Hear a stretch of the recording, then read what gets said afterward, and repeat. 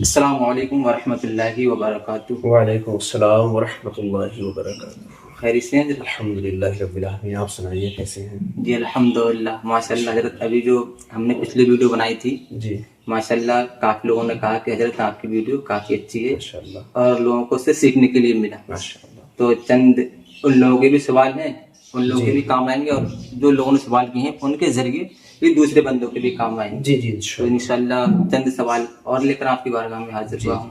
ہم بھی آپ سے انشاءاللہ تعالیٰ کچھ سوال ضرور کریں گے جی انشاءاللہ۔ انشاءاللہ۔ تو میرا پہلا سوال یہ تھا جی کہ بعض دفعہ ایسا دیکھا جاتا ہے کہ اکثر جمعرات کے دن ایسا ہوتا ہے کہ فاتحہ لگائی جاتی ہیں، جی تو کیا کہ اگر گھر میں کوئی مرد نہیں ہوتا ہے تو لوگ ادھر ادھر جاتے ہیں فاتحہ پڑھنے والے کو بلانے کے لیے، تو کیا گھر کی جو اسلامی بہنیں ہیں، جو عورتیں ہیں، وہ عورتیں کیا فاتحہ نہیں پڑھ سکتی؟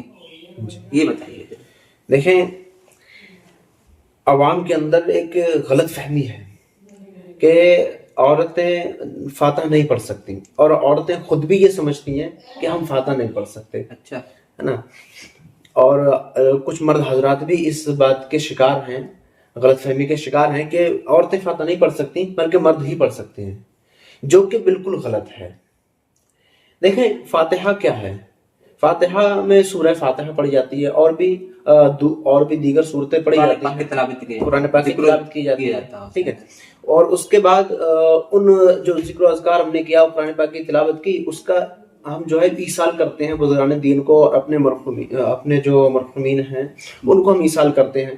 تو یہ عورت ہو یا آدمی، مرد ہو یا عورت، یہ دونوں کر سکتے ہیں۔ اچھا، یعنی عورت فاتحہ فاتحہ پڑھ سکتی ہے، اس میں کوئی بھی حرج نہیں۔ جو عوام کے اندر مشہور ہے وہ صرف اور صرف غلط ہے، غلط ہے، یہ اس کے علاوہ کچھ بھی نہیں ہے، عوام کی یہ غلط فہمی ہے۔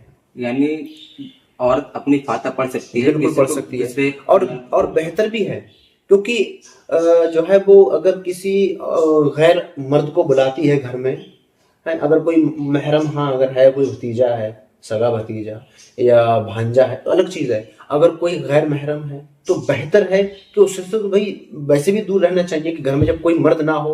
حدیث پاک میں بھی ہے کہ جب کوئی گھر میں مرد نہ ہو اور عورت اور مرد ہوں تنہائی میں، تو ان کے علاوہ تیسرا شیطان ہوتا ہے، تو لہٰذا اس چیز سے تو اور بھی زیادہ ضروری ہے کہ بچے کسی غیر مرد کو نہ بلائیں۔ جی صحیح، یعنی عورت خود ہی فاتحہ خود ہی پڑھ فاتحہ پڑھے، اگر پڑھنا نہیں آتا تو سیکھے، یہ بھی ضروری ہے اس کے لیے، سیکھے فاتحہ پھر خود پڑھے۔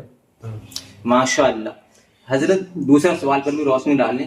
دوسرا سوال یہ ہے کہ جب بندہ نماز کے لیے جاتا ہوتا ہے اور جب وہ نماز کے لیے کھڑا ہوتا ہے تو بسا اوقات اسے اپنی پینٹ کافی ٹکنوں سے نیچے نظر آتی ہوتی ہے، اپنا پاجامہ وہ دیکھتا ہے کہ کافی نیچا ہے، تو بندہ اس کو فولڈ کر لیتا ہے، نیچے سے یا اوپر سے فولڈ کر لیتا ہے تاکہ اسے کیا اونچا کر لے، پھر وہ نیت باندھتا ہے، اپنی نماز مکمل کرتا ہے۔ تو اس کا یہ عمل کرنا، پاجامے یا پینٹ کو فولڈ کر کر نماز پڑھنا، تو کیا اس کی نماز ہو جائے گی اس حالت میں؟